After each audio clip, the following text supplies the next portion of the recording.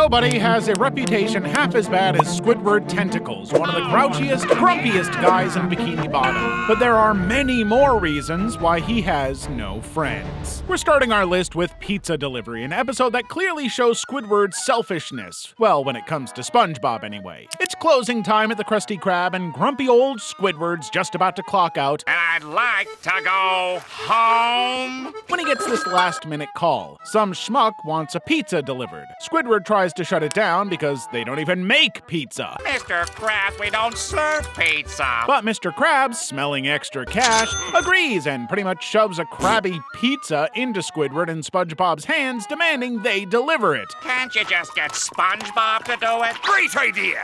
Take him with you. That's not what I had in mind. Who has time for employee respect when there's money to be made? Now, Squidward pawns all responsibility onto SpongeBob, as he always does, but SpongeBob doesn't even have a license. I can't, I'm still in boating school. So naturally, he panics, throws the boat into reverse, and ends up driving them miles away into the middle of nowhere. But Squidward's too busy moaning and kicking the stalled boat to notice he's making everything worse. Oh, how can it get any worse?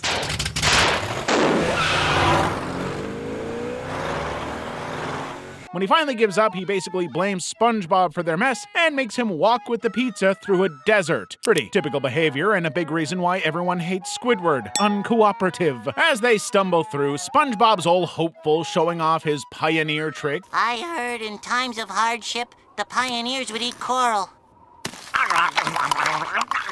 No, maybe it wasn't coral. And cheerful determination, which only drives Squidward into peak annoyance mode. Squidward's negativity hits a new low when SpongeBob tries to guide them with moss on a rock. I think town's this way. Moss always points to civilization. What kind of stupid idiot would do that? Instead of listening, You think that we should go that way? Yep.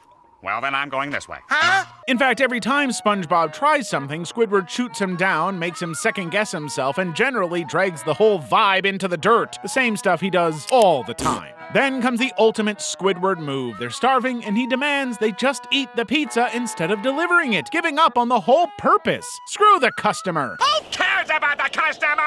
But SpongeBob sticks to his principles, and they end up riding a big boulder That's just a stupid boulder. straight to the customer's house. When they get there, instead of being grateful, the customer freaks out over a missing drink Am I supposed to eat this pizza without my drink? and chucks the pizza back at SpongeBob. He's so disrespectful that even Squidward finds himself getting angry about it, especially when SpongeBob cries. For once, he steps up, marches to the customer's door, and shoves the pizza right back in his face as payback. It's almost moving in a messed up way. Squidward's pissed off attitude finally serves someone else for once. He tells SpongeBob, Ate the whole thing in one bite. making SpongeBob feel better, but then they realize that their whole journey was pointless. The Krusty Krab was just across the street the whole time. 我们今生注定是沧桑。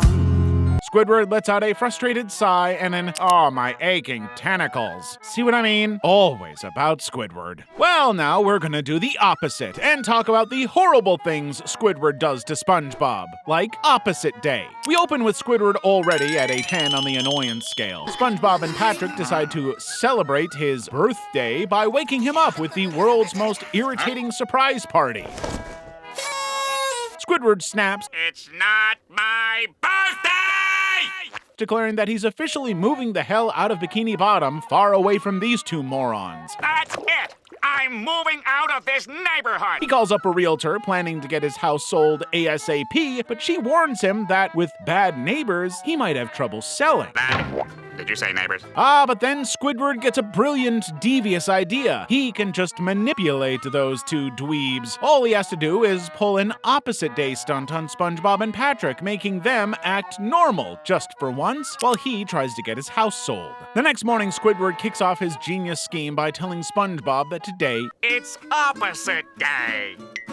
and they must act the exact opposite of how they usually are. Hey, Hey, I've heard of that. You have? No, what is it? It works! The two idiots fall for it. Almost. SpongeBob, now suddenly sulky and grumpy, figures he'll just lay in bed. Suddenly, the two are off doing everything backwards and weird. Talking in reverse, acting like Gary's pets, the works. But Squidward has no idea how they've screwed it all up. No, he thinks he's a genius, until his whole plan starts crumbling. SpongeBob decides that since it's opposite day, he needs to fix Squidward's house, which of course means totally wrecking it beyond all recognition. When he sees the damage, Squidward freaks and hops in a bulldozer trying to clean up the mess, only to realize SpongeBob's now convinced he is Squidward and is acting like a nightmare. Once again, Squidward made the mistake of treating SpongeBob like an ordinary child when he is, of course, so much worse. When the realtor finally arrives, SpongeBob and Patrick, still acting like Squidward, give her a tour talking trash about the house, refusing her requests, and generally wrecking Squidward's one chance to sell. Like it could not have gone any worse. Realizing the disaster, Squidward bolts home and frantically tries to explain, Are there any other Squidwards I should know about? Meow. that's the final straw I'm out of here. for the agent. She snaps, declares she's done, and storms out, saying she wouldn't sell that house if it were the last one on Earth. Everyone in the neighborhood is just too insane to even consider moving in, which, of course, is totally true. With the realtor gone, SpongeBob and Patrick wish him a happy opposite day, which truly sends him over the edge. Just when you think Squidward couldn't get any angrier, he Let me show you guys how much I hate you. cranks it up a whole astronomical new level, hopping into the bulldozer and chasing SpongeBob and Patrick, ranting about how much he loves them, which is to say he wants to disembowel them. SpongeBob and Patrick book it, screaming, and SpongeBob, ever clueless, wonders aloud if Squidward You ever feel that Squidward likes us too much? likes them a little too much. Yeah, well, he's definitely not gonna be the first to speak at your funeral, bros. Especially because in Squidward the Unfriendly Ghost, SpongeBob and Patrick are convinced he's dead. And Squidward, yeah, he loves that. Squidward's feeling pretty damn pleased with himself after finishing a wax sculpture of himself. In his mind, he's officially conquered all artistic media and, of course, is way above everyone else. There's that classic Squidward superiority again. You know, people love that. But just when he's about to bask in his brilliance with a relaxing bath, SpongeBob and Patrick are out there being their loud, ridiculous selves.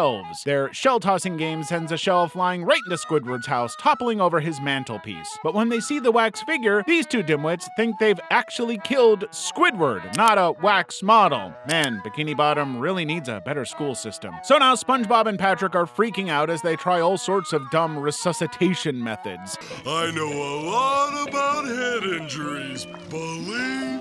When that doesn't work, they declare him dead, which would make them murderers, but they're not ready to talk about that yet, I guess. Meanwhile, Squidward, oblivious in his bath, finally steps out all powdered up and wearing a white bathrobe.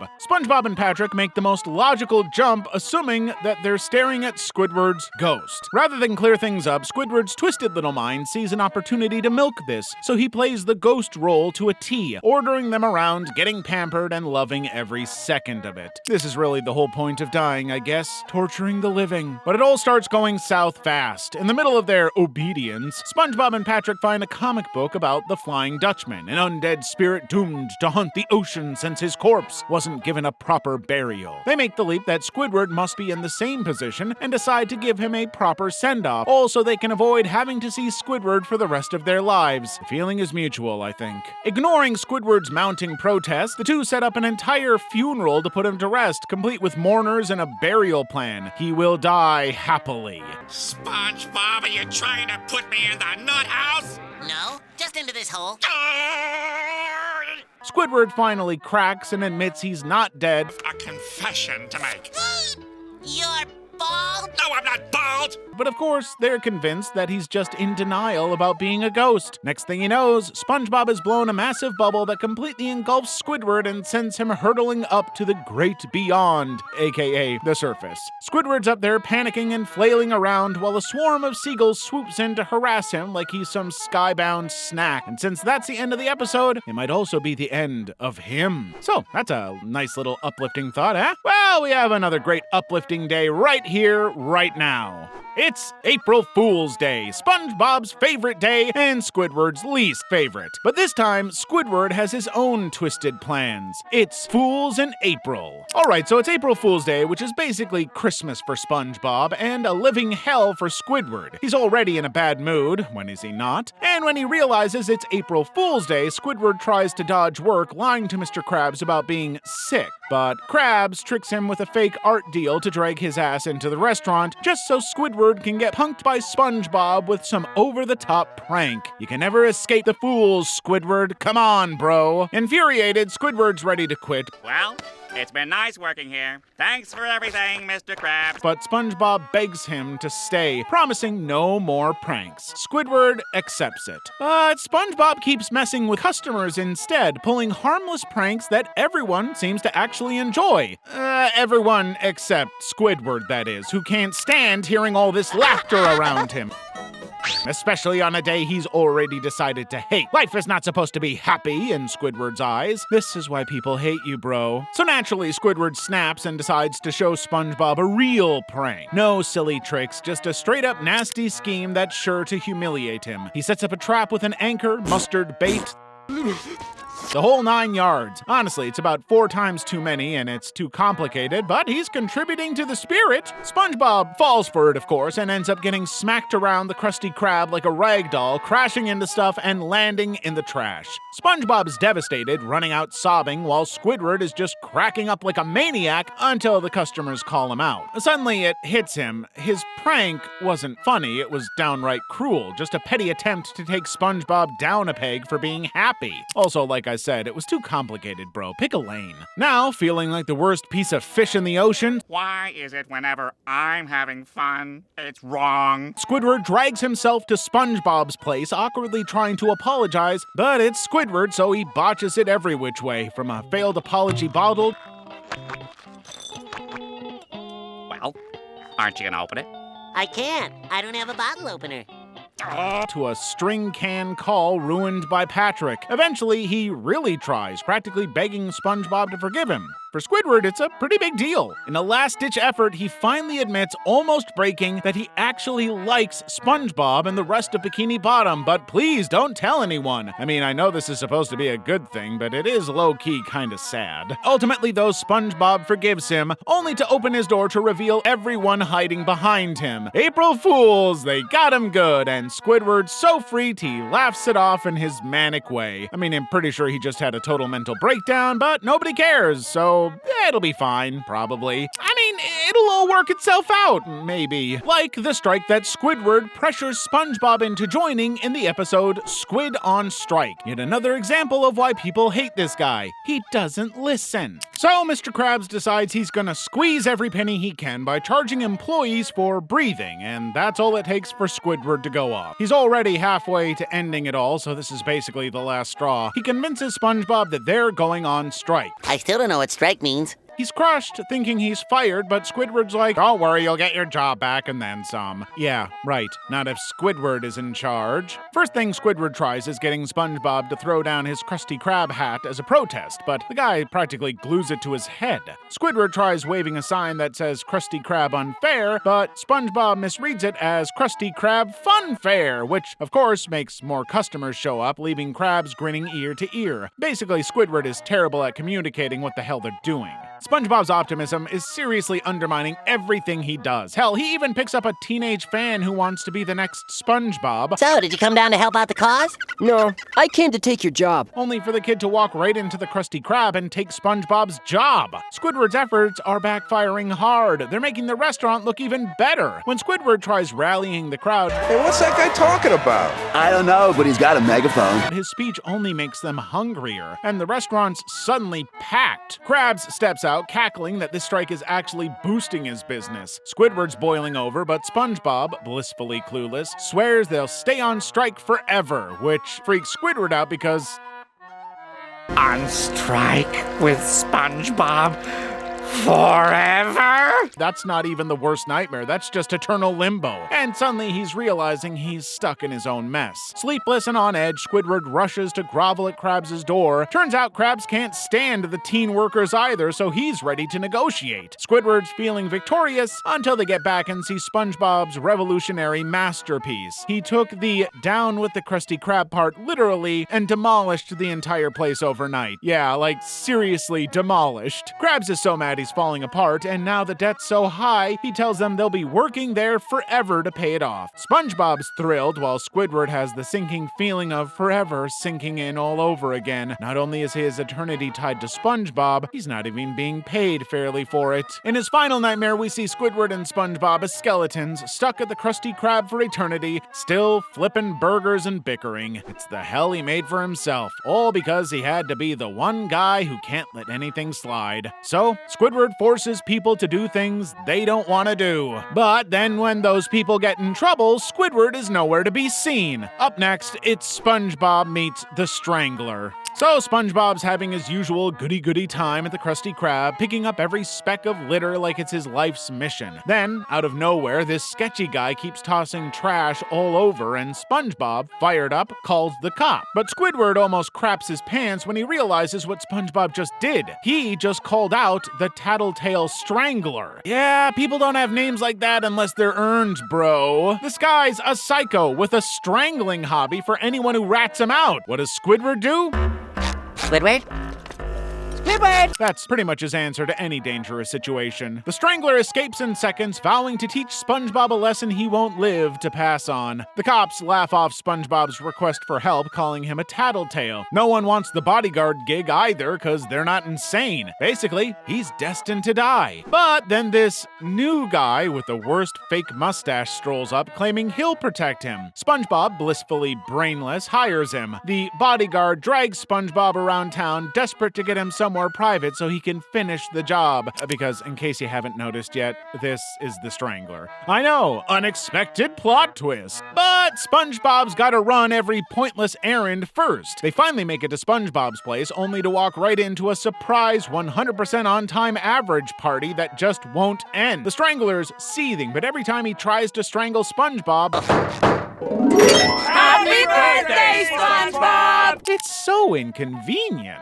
Eventually, Patrick swings by and gets freaked out, thinking he might be the Strangler himself, running off to turn himself in. He's not the Strangler, but to be fair, prison is a good place for him. Fed up beyond belief, the Strangler rips off his mustache, revealing himself like a B-grade supervillain. Hey, how'd you do that without shaving cream? He still doesn't get it. The Strangler's losing it, practically screaming that it's fake, but that only triggers another party. Did someone say party? Furious, the Strangler tries to escape, but SpongeBob, still clueless, chases him, saying he still needs protection from him. The Strangler goes through every escape attempt possible, only for SpongeBob to keep catching up. Finally, the Strangler crashes right into the police station, landing himself in jail. Only now does he get it. Now, when the Strangler is finally free from him. And who is the Strangler's cellmate? Oh boy. Well, at least Patrick is someone else's problem now, but man, Squidward just leaving SpongeBob to die? What a good friend!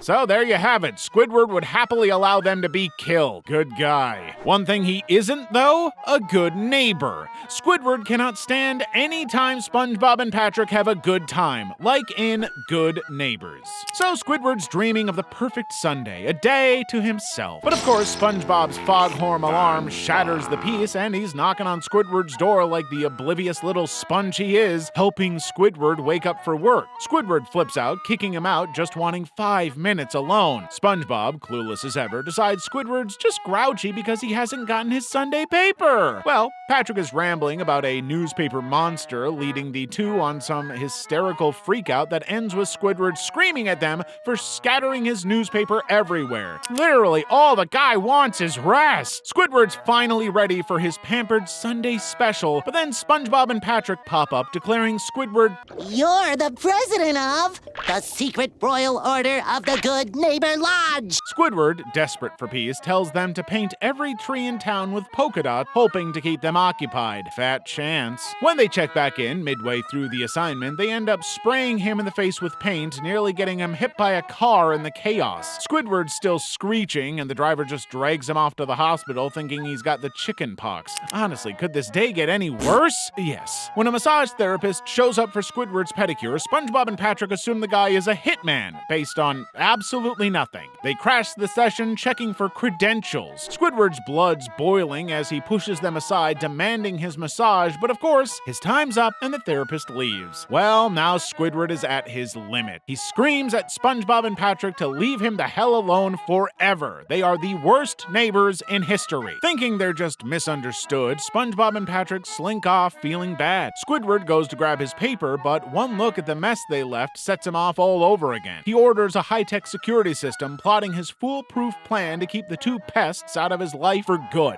But just as he's feeling secure, Let's see those imbeciles try to get in here now. President Squidward? they walk right in with an apology cake. Squidward loses it, demanding the system kick them out. Instead, the machine malfunctions and launches his house on a rampage around town with SpongeBob and Patrick inside. But Squidward is happy. Now he has 30 minutes to relax without any irritation. Eventually, the house comes back and crashes right back down on Squidward. Now the whole town's furious, and Squidward, SpongeBob, and Patrick all get sentenced to Sunday community service, leaving Squidward seething, knowing his peaceful Sundays are gone forever. It's okay, Squidward. It'll all be over soon, bro. How much worse could it get anyway? Turns out, very. Our next episode is Restraining SpongeBob, in which Squidward tries to get a restraining order on SpongeBob unsuccessfully. Squidward wakes up in a bad mood, again. This time he's pissed off that SpongeBob's obsessing over sharpening his spatula before sunrise. But that is just the beginning. When SpongeBob practically skips alongside him to the Krusty Krab, Squidward's irritation hits a new level. SpongeBob can't work the mustard dispenser, so it starts making fart noises. And Squidward takes the blame for his farting problem. Me, I swear. He's already angry and humiliated, and then SpongeBob's help turns into Squidward burning his own tentacle and slipping all over the kitchen like a circus act. SpongeBob tries to save Squidward, but just ends up tossing him into a deep fryer. Now Squidward's basically fried calamari, flung around like some fishy rag doll, while SpongeBob's cluelessly making everything worse. Honestly, probably the worst day Squidward has ever had. A customer even ends up biting into Squidward's arm by accident, thinking it's part of his meal, and Squidward's beyond done with this entire day. But because SpongeBob's still oblivious, Squidward's forced to scream and dodge him until Mr. Krabs finally tells SpongeBob that he's truly done it now. Well, you really sent him over the edge this time, boy. He has pushed Squidward over the edge. Quite an achievement. The next day, Squidward and his lawyers deliver SpongeBob a restraining order. Now SpongeBob has to keep his distance, but the Krusty Krab setup is too close for that, so Mr. Krabs drags in Patrick as a middleman. This just adds fuel to Squidward's already raging fire. Of all people, Patrick. Patrick's now following him around like a shadow, doing weird stuff like cleaning toilets with Squidward's clarinet. Oh yeah, but we're gonna need a new toilet plunger. This one's broken. Squidward's disgusted, boiling over at the idea of having these two morons ruining his life at work and at home. Finally, after a series of extreme slapstick disasters, like getting his face smashed into a pie and swelling up like a balloon, Squidward loses it. He's caught in a chaotic brawl with Patrick, with SpongeBob nervously tiptoeing around trying not to violate the restraining order. In a rare act of mercy, Squidward tears up the order, replacing SpongeBob's name with Patrick instead because, hey, fair's fair. Patrick, not even getting what's happened, just laughs at the end, clueless as always. Yeah, these guys are gonna kill Squidward someday. The real question is, what will they do with the body? Probably in Club SpongeBob, the Sponge's exclusive club that Squidward isn't a part of. Even though he knows it's dumb, he just can't bear not being part of an elite club. So the episode kicks off with Squidward biking his way to work when he rolls past this tree where SpongeBob and Patrick are perched like a couple of annoying monkeys, giggling like idiots. He already knows this is not going to be good. They start whispering about him, and Squidward decides to confront them. He asks if they're speaking in some secret code, but SpongeBob shoots back that he's not part of their exclusive little club. What does it take to be a member? Besides being a moron. Huh. Squidward, feeling all high and mighty, brags about his supposed membership in over 20 different exclusive clubs. What did he say? I don't know. Something about his nose? Like, who cares, bro? Just let the children have their fun. SpongeBob and Patrick keep mocking him, saying he wouldn't fit in, which just makes Squidward's blood boil. In a fit of rage, he decides to climb their tree, ignoring their frantic pleas to stop. He finally crashes their little treehouse, but realizes he's the odd one out, literally. The cramped space is no place for a big old Squidward. They've been stuck up there for 3 days, and now he's just mad that he fell for their trap, which was, of course, totally avoidable. When they try to initiate him into their club with a lame song, Squidward's had enough. He's about to bail when the tree snaps, launching them into the sky like some ridiculous cartoon. They crash land in the kelp forest, and while SpongeBob and Patrick are bouncing around like they just won the lottery, Squidward is having a meltdown. He's lost and stuck with these two idiots who think their magic conch shell will save them. He is going to die. SpongeBob asks the conch what they should do to get out, and the conch's big answer is nothing. So naturally, these dummies just sit there doing nothing. Squidward, meanwhile, is ready to lose it. He storms off, determined to find a way out by himself. But of course, he ends up right back where he started. Hell is a closed loop, and it is home to SpongeBob. Time passes, and Squidward is looking like a wild man with his makeshift shelter, a bug on a stick for dinner, and a 5 o'clock shadow. This is a low point. He can't help but mock SpongeBob and Patrick, telling them they should have sided with him instead of that stupid conch. But then, fate throws him a curveball. A plane crashes, and they get a bounty of picnic food. Yeah, all those people died, but hey, food, right? While SpongeBob and Patrick feast, Squidward, caught off guard, gets all jealous and wants in on the action. When he tries to ask the conch for permission to eat, it keeps denying him. Squidward can't succeed in this show. Never. Just as he's about to flip his lid, a park ranger shows up and, surprise, he's just as obsessed with the conch as SpongeBob and Patrick are. Squidward's at his wit's end, exasperated, and when the conch tells them to do nothing again, they all sit there like a bunch of losers. And Squidward, despite himself, joins in, sinking deeper into this madness, officially losing his grip on sanity. Gonna die anyway, may as well get some food out of it. And hey, maybe he'll make some new friends. Not the ones he wants, but still. But his whole life is about not getting what he wants. Like Skill Crane, an episode where Squidward can't accept that SpongeBob is good at something he sucks at. The episode kicks off at the Krusty Krab, where Mr. Krabs is sweating bullets, convinced that a dude in a suit is the tax collector coming to wreck his wallet. But it turns out the guy is just R.A. Penny Pincher, here to deliver a shiny new Skill Crane that Mr. Krabs thinks is gonna rake in the dough. Of course, he's all hyped up about that and hands Squidward and SpongeBob a quarter each to try their luck with it. He's obviously hoping they get hooked and,